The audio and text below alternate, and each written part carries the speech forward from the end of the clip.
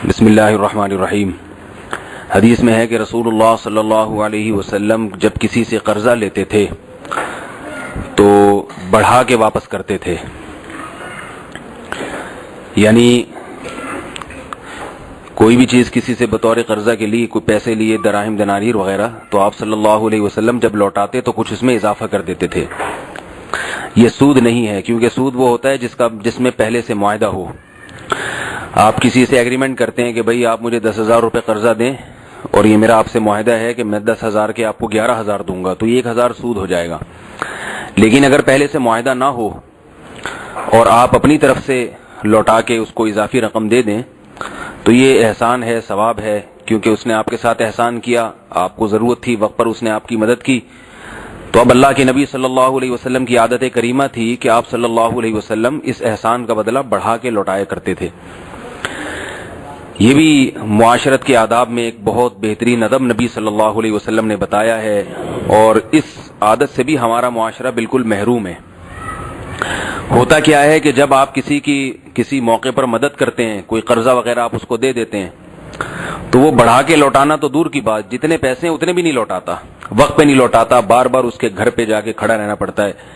آپ صلی اللہ علیہ وسلم نے فرمایا مطل الغنی ظلم، جو آدمی کسی کا قرض لوٹانے کی طاقت رکھتا ہے اور اگر نہیں لوٹاتا، اس میں لیٹ کرتا ہے، مطل کا مطلب ٹال مٹول سے کام لیتا ہے، تو یہ بھی ظلم ہے۔ چاہے آپ بعد میں اس کے پیسے ادا کر بھی دیں، لیکن آپ نے جو اس کو جو ذہنی ٹارچر کیا اور اتنا تاخیر کیا آپ نے اس کی رقم کی ادائیگی میں اور اس کے حق کی ادائیگی میں، اس تاخیر کا بھی آپ کو گناہ ہوگا۔ آپ نے کسی سے 50,000 روپے قرض لیا 1 مہینے کے وقت پر، مہینہ پورا ہو گیا، اب وہ آپ کے گھر کے آگے گھنٹیاں بجا رہا ہے، فون کر رہا ہے، آپ فون نہیں اٹھاتے، کبھی آپ فون اٹھاتے ہیں تو اس کو بہانے کرتے ہیں آپ، اور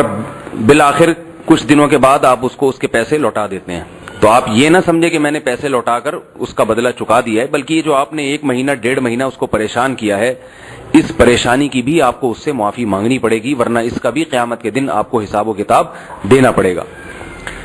تو ہمارے نبی کی تعلیم تو بالکل اس کے اپوزٹ ہے، وہ یہ کہ وقت پہ بھی چیز ادا کرو، قیمت۔ حدیث میں آتا ہے کہ آپ صلی اللہ علیہ وسلم جب کسی سے وعدہ کرتے تھے کہ میں تمہیں یہ چیز فلاں مقام پہ لوٹاؤں گا، تو اس جگہ جا کے کھڑے ہو جایا کرتے تھے، اور بعض مرتبہ آپ صلی اللہ علیہ وسلم نے 3 دن انتظار کیا ہے اس کا کہ جس کو واپس چیز لوٹانی ہے۔ ہم کیا کرتے ہیں، ہم نے اگر وعدہ کیا کہ میں فلاں جگہ پہنچا دوں گا، اب ہم گئے اور وہ نہیں ہے تو خوش ہو کے بھاگ جاتے ہیں وہاں سے کہ چلو ہمارا تو فرض ادا ہو گیا، اول تو جاتے ہی نہیں ہم۔ تو جو لوگ دیندار ہیں، آپ صلی اللہ علیہ وسلم کی زندگی میں اپنے لیے نمونہ سمجھتے ہیں، ان کو چاہیے کہ جیسے ہم نماز میں نبی کو فالو کرتے ہیں، ہم روزے میں نبی کو فالو کرتے ہیں، ہم حج اس لیے کرتے ہیں کہ نبی نے کیا ہے، تو ہمیں اس معاملے میں بھی نبی کی سنت کو فالو کرنا پڑے گا کہ اگر ہم کسی سے قرضہ لیتے ہیں وقت پر ادا کریں اور اس کے کہے بغیر اس میں کچھ اضافہ کر کے اس کو دے دیں۔ البتہ یہاں ایک فقہی مسئلہ ہے کہ اگر کسی معاشرے میں اس اضافے کا عرف بن جائے، یعنی کسی علاقے میں یہ دستور بن جائے کہ جو بھی رقم لیتا ہے وہ اضافہ کر کے ہی واپس دیتا ہے، تو اور لینے والا پھر عرف کی وجہ سے مجبور ہو جائے، یعنی اسے اضافی رقم اگر وہ نہیں دیتا تو اسے شرم محسوس ہو رہی ہے، پھر یہ اضافی رقم جائز نہیں ہے سامنے والے کے لیے، کیونکہ یہ مجبور ہو کے دے رہا ہے عرف کی وجہ سے اور معاشرے کے ماحول کی وجہ سے۔ یہ نیوتا کی رسم ہمارے فقہاء نے بیان کی ہے، شادی بیاہ میں ہم لوگ ایک دوسرے کو لفافوں میں پیسے ڈال کے دیتے ہیں، اس کو بھی فقہاء نے ناجائز لکھا ہے اسی وجہ سے کہ یہ احسان جو کیا جاتا ہے، آپ جب دولہا کو لفافے میں 500 یا 1000 روپے ڈال کے دیتے ہیں تو آپ کی نیت یہ ہوتی ہے کہ جب میری شادی ہوگی تو دولہا مجھے یہ رقم واپس لوٹائے گا۔ تو یہاں احسان ہے، لیبل احسان کا ہے، عنوان احسان کا ہے، ہدیے کا ہے، لیکن حقیقت میں یہ قرض ہے۔ قرآن مجید میں اللہ نے فرمایا وَلَا تَمْنُن تَسْتَكْثِرْ، کسی پر اس نیت سے احسان مت کرو کہ یہ تم پر بھی احسان کرے گا اور تمہیں پھر لوٹا کے واپس لوٹائے گا۔ اس نیت سے کسی کو دینا کہ یہ مجھے زیادہ رقم واپس کرے، یہ حرام ہے، گناہ ہے، جائز نہیں ہے۔ تو اس لیے شادی بیاہ کی رسومات میں جو پیسوں کا لین دین ہوتا ہے اس کو ختم کرنا چاہیے،